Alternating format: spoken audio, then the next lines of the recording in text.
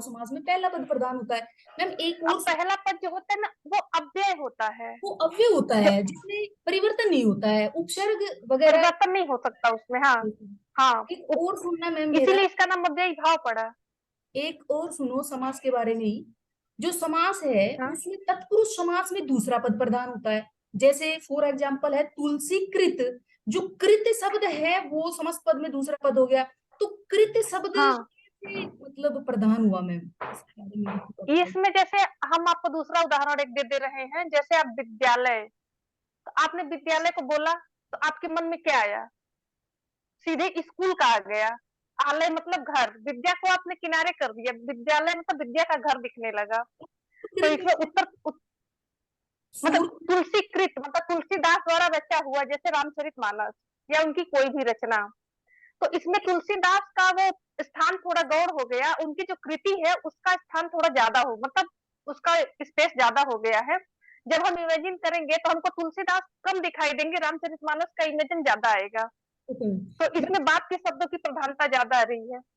जैसे द्विगु समास है, द्विगु, उसमें ये कहते हैं कि पहला हम्म पद संख्यावाची होता है। तो 25 हम्म, जो है वो किसका उदाहरण है? 25 25 तो ये 25 द्वंद्व समास, द्विगु का ही। नहीं द्वंद्व समास का उदाहरण है। वो मैम दमन इसमें समास का पांच उदाहरण है। और 5 और इसमें 20 पांच का और 20 विग्रह मिलकर किया 25 जाएगा। होते हैं, इसलिए द्वंद्व समास का उदाहरण 20 होगा। और 25 5 और मैंने ये 20 क्वेश्चन इसलिए। किया।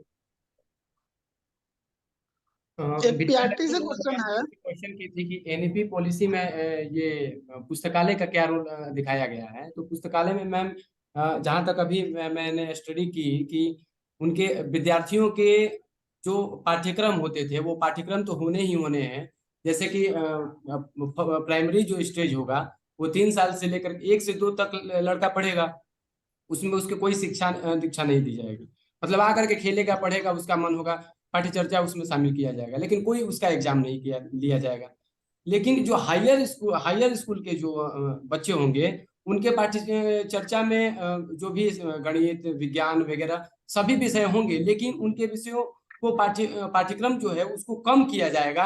उनकी रचनात्मकता को और अधिगम शैली को कौशल को बढ़ावा दिया जाएगा और बालकों को स्कूल में क्वेश्चन पूछने पर बल दिया जाएगा ताकि उनका और भी विकास हो सके। जैसे एग्जाम्पल में हम लोग देख लें कि यदि पहले के इतिहास में ये हमको पढ़ाया गया है कि ये नरम दल के नेता हैं। यदि गांधी जी गर्म दल के नेता होते तो आगे की भविष्य, भारत की भविष्य क्या हो सकती थी, तो वो बच्चे भी अपना अपना अपना अपना राय उस पर दे सकते हैं।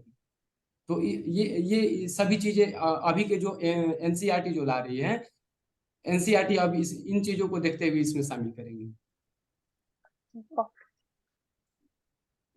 मेरा प्रश्न ये है, सर एक क्वेश्चन है कि पीआरटी में सर।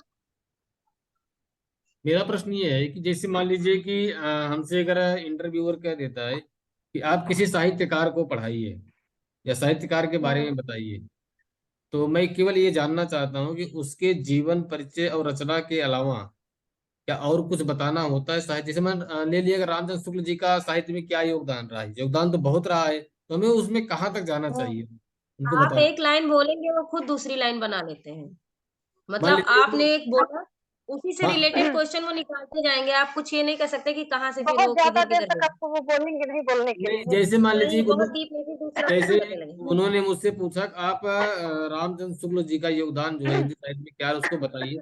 अगर वो शांत हो गए, मैं बोलने लगा, मुझे मतलब किस लिमिट तक जाना, मैं ये केवल जानना चाह रहा हूँ बस, केवल कहाँ तक जाना चाहिए हमें।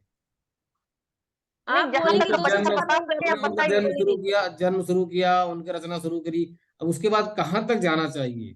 क्योंकि दिक्कत ये है ना कि जहां तक जानकारी कभी कभी ज्यादा ज्ञान भी ये, धोखा दे जाता है। मैं हाँ, अगर आपको बोलने का मौका दिया जाता है तो आप बोलिए, जब तक बोलिए जब तक वो क्वेश्चन ना आपको पुट कर दे। और नहीं अमूमन वो दो और चार अगर छह आप लाइन आप बोलेंगे तो वो तुरंत फिर और अगर क्वेश्चन आप नया भूल कर रहे देते हैं, मानते हैं कि आप लगता है कि इनफ हो गया, आप मुस्कुरा के वहां चुप हो सकते हैं, कोई बहुत बड़ी बात नहीं होगी। अच्छा जैसे ठीक आपने है। 2-4 लाइन अच्छे से बता दिया आई तो आप थिंक कहते कि ये सर बस क्वेश्चन मुझे जो है ना इतना ही आपसे आता पूछा है। जाएगा, इस क्वेश्चन का एंड नहीं है। यू हैव लॉट्स ऑफ हाँ पॉइंट्स टू स्पीक। ऐसे क्वेश्चन के अंदर क्या है, अगर आप चुप होते हो तो आप ये शो करते हो कि मुझे इतना ही पता है। मैं इसीलिए पूछ रहा था। आई सजेस्ट, अलका की बात सही है कि आपको ना इस क्वेश्चन के अंदर इतना बोलना चाहिए जब तक इंटरव्यूअर नेक्स्ट क्वेश्चन ना पूछे, क्योंकि यही सर आपकी एक क्वेश्चन काबिलियत है शो करे। पीआरटी से। आई बिलीव ऐसे। चलिए next question. Sir question PRT से। हाँ जी, ये रहे पीआरटी वाले मैडम, ये छुपे हुए, ये बैठे। चलिए मैडम। मैम आप कौन सा मेथड यूज करेंगे PRT as a PRT level में, मेथड पढ़ाने का? बच्चों को Yes. सर मैथ पढ़ाने का, जैसे कि मैं सेब सिखा रही हूँ, तो सबसे पहले मैं उनको, जैसे कि आप टिफिन में क्या क्या लेके आए, तो वो बच्चे बोलेंगे कि हम चपाती लेके आए या हम पेस्ट्री लेके आए। क्या सर? मेथड पूछ रहे हैं, कौन सा मेथड से आप पढ़ाएंगे पीआरटी के बच्चे को? सर कोई भी क्या सब्जेक्ट पढ़ाना है सर? जीवन से रिलेटेड है, जो कोई मतलब भी सब्जेक्ट पढ़ाना है, सर, मेथड इसमें जानना मैम है। एक बात, जैसे क्वेश्चन आप पूछ सकते हैं कौन सा मेथड से क्या पढ़ाएंगी, आप पूछे कौन सा मेथड, तो ऐसे तो बहुत सारे मेथड होते हैं पीआरटी में, आपको एक नहीं, मेथड हर चीज के द्वारा पढ़ाएंगे बच्चों को। ठीक है, हिंदी में ही कैसे पढ़ाना है, कौन सा मेथड यूज करेंगे? बताती हूँ। पहले उनको हाँ, तो उदाहरण हिंदी में प्रस्तुत सुनिए। करेंगे, उनके सामने अगर उदाहरण आपको देकर पढ़ाएंगे। कविता पढ़ानी है, पहले नहीं उन्हें कविता, एप्पल दिखाना है, बेटा ये एप्पल है, और बाद में उनको एप्पल लिखना बोलना मतलब ये सिखाना है। पहले हम उनको दिखाएंगे उस चीज को। सुनिए ना, वहां पे ये यस सर। एक हाँ, सेकंड मेरी बोलिए। क्वेश्चन, जैसे हम इंटरव्यू में बैठे हुए हैं, वो हमसे पूछेगा कि आप पीआरटी के टीचर हैं, ठीक है, आप किस मेथड से बच्चे को हिंदी पढ़ाएंगे, आप कैसे तो पढ़ाएंगे मैं ये नहीं बताती पूछा। हूँ। हाँ, तो मेथड मैं बताती हूँ। अगर छोटा बच्चा है, कविता है, उसको गा के पढ़ाएंगे। अगर कहानी है तो उसको कहानी सुनाएंगे, पहले एक बार ओरल सुना देंगे, फिर उनसे मतलब बीच बीच में से थोड़ा थोड़ा पार्ट प्रत्येक बच्चे को दे देंगे कि यहाँ से तुम पढ़ोगे, यहाँ से तुम पढ़ोगे, बाकी लोग बैठ के सुनोगे। इससे सारे बच्चे इन्वॉल्व भी रहते हैं, उनको लगता है मेरा भी चांस आएगा। यही काम नाटक में भी होता है कि अगर उसमें 10 पात्र है, उसमें 10 बच्चों को हमने उठाया, सबको एक एक पात्र दे दिया कि ये पात्र हो जाएगा तो तुम इसको बोलोगे, और पूरा क्लास मुझे लगता है एंजॉय से पढ़ेगा और सुनेगा। और जैसे व्याकरण वगैरह हुआ, उसको थोड़ा सा, जैसे कि बहुत छोटे जो बच्चे होते हैं, तो उनको जैसे मैंने दिखाई, ये क्या है, ये बाउल है, इसका नाम क्या है, कटोरा, तो ये तो इसका नाम हुआ। तो ये क्या है, ढक्कन, तो ये भी इसका नाम हुआ। तो किसी भी वस्तु या तुम्हारा नाम जो है, तो वो संज्ञा होती है। तो ऐसे छोटे बच्चों को रिलेट करके उनसे पढ़ाया जा सकता है। हिंदी की ही मैं बात कर रही हूँ। सर ऐसे ही अगर दिनों के नाम पढ़वाने हैं या सिखाने हैं उनको, तो फिर पूछेंगे बेटा आज कौन सा दिन है, तुम्हारा जन्मदिन किस दिन हुआ था, तो ऐसे क्वेश्चन पूछ के, ऐसे ही महीनों के नाम अगर वो करेंगे तो उनसे पूछ लेंगे तुम्हारा जन्मदिन कौन से महीने में, तुम्हारा रिजल्ट कौन से महीने में आया था, तुम्हारे एग्जाम कौन से महीने में हुए थे, अब कौन सा महीना चल रहा है, इसके बाद कौन सा आने वाला है, इससे पहले महीना कौन सा था। तो इस तरह से छोटे बच्चों को तो सर ऐसे पढ़ाना चाहेंगे। ये तो वो पढ़ाने का एक्चुअली मेथड तरीका का है। नाम पूछना चाह रहे हैं कि मेथड आप कौन सा इस्तेमाल करेंगे, उसका नाम बताइए, मुझे ऐसा लग रहा है वो जहां तक जानना जो चाह रहे हैं। हम पढ़ाने की तरीका विधि नहीं पूछ रहे, मतलब पढ़ाना मेथड नहीं तो है, विधि ही किस होती है। मेथड से। एक तरह से जानिए, जब आप पढ़ाते हैं तो उसमें आप ऑलरेडी बहुत सारी विधियों का इस्तेमाल करते हैं। नर्सरी में तो तरीका मेथड से पढ़ाएंगे ना नर्सरी में, बताया कि भाई हम गा कर पढ़ाएंगे जैसे बच्चों भी मैथ पढ़ाना, हिंदी छोड़ दीजिए, चलो ठीक है, हिंदी मान लीजिए, अगर आप खेल कहानी खेल विधि में से या सिखाने का प्रयत्न करेंगे। प्लेवे मेथड हो सकता है। बच्चे को प्लेवे मेथड तो एक होगा उसका, उनके बाद और कोई मेथड, एक जैसे होता है कविता और हिंदी में, कहानी भी एक मेथड हो जाएगा, पोएम हाँ, भी, सस्वर स्टोरी। वाचन होता है, सस्वर गायन होता है कि उनके साथ हम भी गा रहे हैं, उनके साथ हम भी पढ़ रहे हैं, ये भी एक मेथड है पढ़ाने का। ईवीएस एक्टिंग को भी कर कैसे सकते हैं, पढ़ाएंगे? आप एक्शन कर सकते हैं। Yes ma'am. विजयलक्ष्मी मैम, मैं ईवीएस आपको पूछना चाहूंगी कि हिंदी साहित्य की रचनाओं को इजीली कैसे याद रखा जा सकता है? हिंदी साहित्य की रचनाओं को आपको अगर याद रखना है, तो पहले उसको एक चार्ट फॉर्म में बना लीजिए। मतलब आपके लिए मैं बता रही हूँ, और उसके हेडिंग को छोटे छोटे अपने अकॉर्डिंग, जिस तरह से आप समझ सके, जैसे मैंने मानती मैंने साहित्य बताया, ठीक है, तो साहित्य आपने लिखा, फिर आप उसमें आए कि गद्य होता है, पद्य होता है, ठीक है, फिर आप गद्य में आई, तो गद्य में आपका जो साहित्य रचना, तो प्रबंध काव्य, मुक्त काव्य, चंपू काव्य, इसको लाइन से बनाते जाइए। तो मुझे लगता है कि इतना स्तर तक हम लोग यहाँ तक पढ़े कि जब हेडिंग आ जाएगा तो कुछ न कुछ हम वहां बता ले जाएंगे। मेन प्रॉब्लम हमको मेन पॉइंट पकड़ने में ही दिक्कत होती है। तो वो रचनाएं तो आप पूछ रही ऐसे हैं कि याद रख, मतलब रचनाओं को कैसे याद करें, जैसे निराला की रचनाएं, तो कैसे सारी रचनाएं हम याद करें, आई थिंक उनका क्वेश्चन ये है। देखिए सारी रचनाएं तो इसमें बार मैं बार ऐड करना चाहूंगा, बार, एक पॉइंट। आपको कोई रचना याद करनी है, अपने जीवन से, अपने सगे संबंधियों से, अपने परिवार से, अपने दोस्तों से रिलेट कीजिए, उसको तभी याद होगी, रट्टा मार के कभी नहीं याद होगी। जैसे मन्नू भंडारी की रचना है, आपका बंटी, उनका उपन्यास भी है, उसका नाटक में भी उसका अनुवाद किया उन्होंने किया है। आपको याद करना है, नहीं याद हो रहा है, आपका बंटी कहाँ गया है? भंडारे में गया है। और उनकी एक रचना और है, एक कहानी यह भी। आप इसको ऐसे याद कीजिए कि भंडारे में लड़ाई हो रही थी, तो लोग कह रहे भाई एक कहानी ये भी घटित हो गई, मतलब एक कहानी ये भी हो गई। अपने जीवन से जोड़िए, अपने आसपास लोगों से रिलेट कीजिए, बस केवल सब रचना याद हो जाएंगी। अगर नहीं जोड़ेंगे तो रट्टा मार के फिर वही हम करेंगे। रामदास दिनकर रचना उर्वशी है, और 4 अध्याय है, तीसरा भूल गए क्या आगे उनके पास। सबसे यही पॉइंट होता है। आप याद भी सर बना फनीश्वर लेते हैं, नाथ जैसे रेणु का पांच जैसे रचना राहुल याद वेल है, है। जैसे राहुल वेल है, रोड़ा कवि की है, हमें याद नहीं हो रही है। हम जब सोते हैं तो कोई बेल बजा दिया, अरे सोने में रोड़ा उत्पन्न कर दिया इसने, राहुल वेल रोड़ा कवि की रचना हो गई। मतलब अपने केवल जोड़िए इसको, बस केवल जैसे आप जोड़ सकते हैं। सर हाँ, सर आप फनीश्वर नाथ रेणु का 5 रचना बताइए। विश्वनाथ रेणु की तो मैं 5 नहीं बता सकता, मैं आपको बता देता हूँ। एक तो सतरंगों पंखों वाली उनकी रचना है, ठीक है। और एक अच्छा, चल चौराहे पर, मतलब एग्जैक्ट नहीं याद है मेरे को, चौराहे पर इसी जैसे किसी मैं बताती हूँ, फणीश्वर नाथ पहला रेणु की आंचल, सबसे जो मैला आंचल है, पहला पंडित जल बाबू प्रलय, रोड है, पति कथा है, कली, और उनका है एक और बता रहे हैं जल प्रलय आपको उनकी उन्हीं का कहानी। है ना वैसे? जल प्रलय भी है, ऋणधन जलधन, जी। और कहानियां में उनकी है जैसे रसप्रिया, विदेशिया, और तीसरी कथा बंसिया। मूर्ख मारे गए गुलफाम। हाँ, तीसरी कसम, ठीक है। अरे आप अपने तीसरी इंटरव्यू का कसम बता मूर्ख मारे दीजिए, गए दंगिया। गुलफाम। हाँ वही, यही तो पूछा गया था। तीसरी कसम मूर्ख मारे गए नहीं गुलफाम। नहीं, एक्चुअली ये हमारे ही गांव का है, इसीलिए के। अच्छा अच्छा, वही से है। Yes sir, yes ma'am. Yes, अच्छा, मोर ये अलका मेरा एंड इंटरव्यू में क्वेश्चन था, फणीश्वर नाथ रेणु से ही पूछा गया था मुझसे। अच्छा, मेरा क्वेश्चन है कि भक्ति काल के बाद रीति काल के उदय होने के क्या कारण रहे? क्यों भक्ति काल के बाद रीति काल आया? उसमें मेन तो इसके मैम कुछ रीति की प्रधानता ही माना जाता है, रीति काल का उदय होने का। भक्ति काल में और कोई ऐड कर दे इसमें। भक्ति काल में भक्ति की प्रधानता थी, रीति काल में रीति की प्रधानता है, और रीति का अर्थ होता है पद। ये तो मतलब है, लेकिन जैसे कोई भी आता है एक काल के बाद दूसरा काल, कुछ परिवर्तन हो रहा है तो उसके कुछ ना कुछ रीजंस होते हैं, तभी वो परिवर्तन होते हैं। जैसे आदि काल के बाद भक्ति काल आया तो उसके कुछ कारण रहे, लेकिन भक्ति काल के बाद रीति काल आया, इसके क्या कारण रहे, ये मैं जानना चाह रही थी। इससे ज्यादा तो नहीं पता। विजय लक्ष्मी मैम आप बता प्रहलाद जी कुछ आप, हाँ कुछ जोड़ना चाहे क्या? किसी भी काल को अंत होने में या किसी भी नए युग का उदय होने में धीरे धीरे समय लगता है।